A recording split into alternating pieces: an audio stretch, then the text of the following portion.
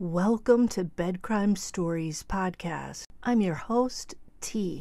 To my bed crimers, hi, how are you? I hope you're doing well. To anyone new here, a warm welcome. Thank you for checking out the channel. Let me just ask that after listening to and or watching the video, if you found you enjoyed it, please do me a favor, smash that like button. And if you want to support the work I do, please consider a Patreon membership.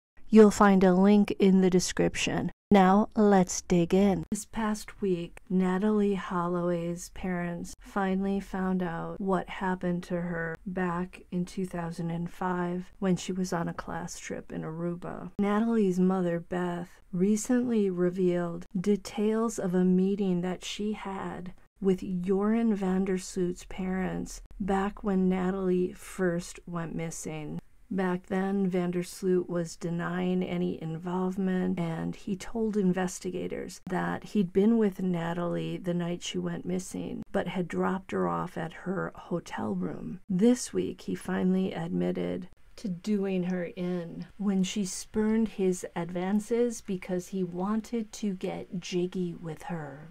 Now, her mother, Beth, has spoken about a very uncomfortable meeting that she had with Joran's parents back then. Beth Holloway said they raised a killer, and they did. He did in Natalee, and he also did in Stephanie Flores in Peru. If only the authorities in Aruba had gone after Sloot back in 2005, Stephanie would probably still be alive. So when Beth went to Joran's parents' house, she was accompanied by Greta Van Susteren, who apparently really got into the case and covered it for the next 18 years. Beth Holloway called the meeting the most freakish of her life. She recalled how Joran's mother, Anita, was sobbing uncontrollably and told them explicit details of what Joran told her regarding getting jiggy with Natalee. Van Susteren described how she was, meaning the mother. She said, sobbing and telling the most graphic things about things that she said Joran did sexually to Natalee. Things that, horribly graphic, end quote. Beth Holloway recalled how Sloot's father, Paulus, was sweating so profusely that his wife had to use a kitchen towel to mop up pools of sweat on the floor. That makes me want to gag. Holloway said, quote, he was sweating, so I was trying not to gag. Sweat was forming in these pools, and all the pools joined together and made one large lake. I got nauseous.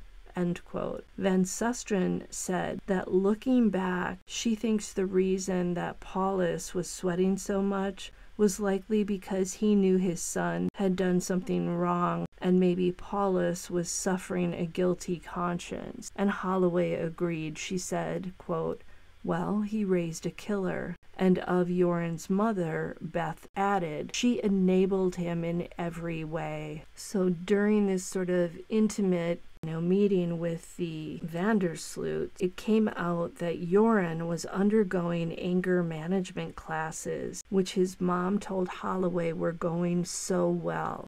Going so well? I beg to differ, lady. Sounds like Joran's mother had her head stuck in the sand. This means that they knew that their son had aggression issues. Holloway also gave both of his parents hope for Natalee bracelets that had been made by Natalee's friends. Poor Beth, she was wasting her time with these people. If they knew anything about their son, they weren't about to tell her. But if she knew then what she knew now, that it would take 18 years for her to get the truth, she said she would do something to her wrists, if you know what I mean. Beth also found out that Joran's parents' house is currently listed on Airbnb. She said, quote, you can book a double murderer's Airbnb. Wow. I don't know about you, but I'm not interested in staying in that horrible person's house. So when Joran van der Sloot did in Stephanie Flores in Peru, it was exactly 5 years to the day that he had harmed Natalee.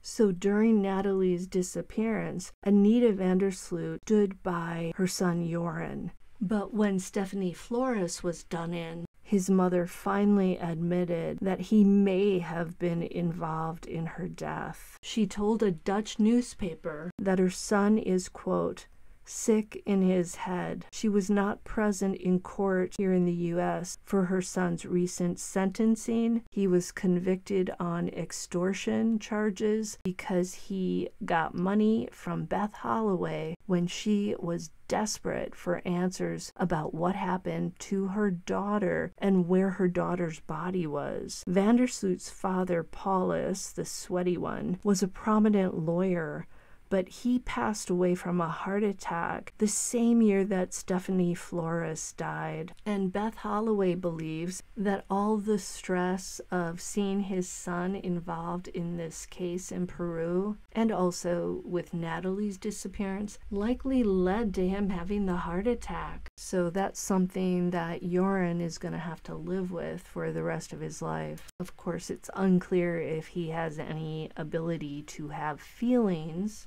but I think he may have feelings for his own family. He also has a daughter now, and the daughter appears to be his Achilles heel.